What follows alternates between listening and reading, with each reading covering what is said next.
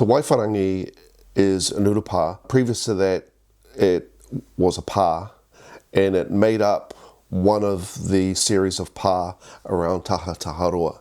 So Waiwharangi is probably about a K from where we first stopped off at Tahataharoa. It's the main urupā now for Mōkai Marae. The significance of that is that Koro Hitiri and his sister Ahumai, older sister Ahumai, are buried there. And we visited those graves and we pointed out those graves. And so she died, Ahumai, Nani Ahumai, she died in 1908, and Koro died a year later in 1909. The amazing thing about Nani Ahumai is that she survived 4 wounds from Ōrākau. She was bayoneted somewhere. She was shot through the shoulder, shot through the side, and had her thumb blown off. This is the kuia here.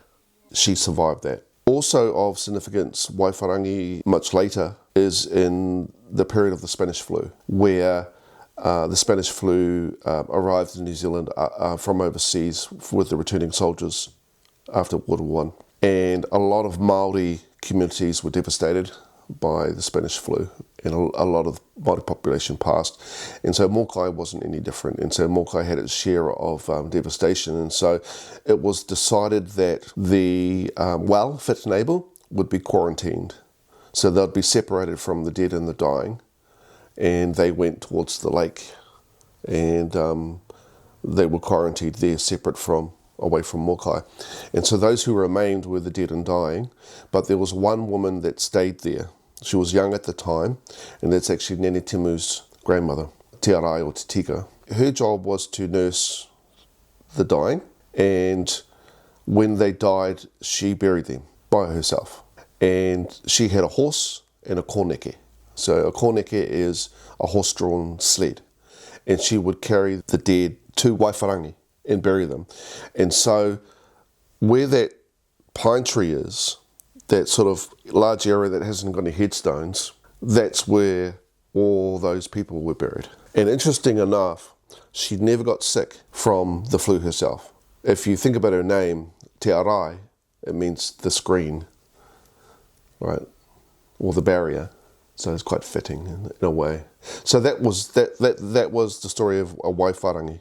And so today it's many of our whānau from Mōkai are interred there now. There was a tohunga called Te Puia, and he was the one who said that people had to go, and I don't know if he had anything to do with who was going to stay or not, or whether she volunteered herself.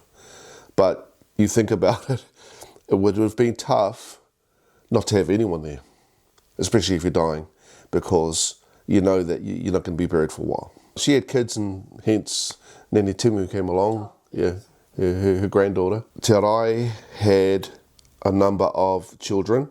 Horahau was one of the daughters. I think there was another daughter as well. There were at least 2 sons. That was the oldest is Ngāti Timu's father, Horiri, the second. And then there's the younger brother, which is Koro Rongonui, and that's Lewis's grandfather. So Te Arai is Lewis's great-grandmother.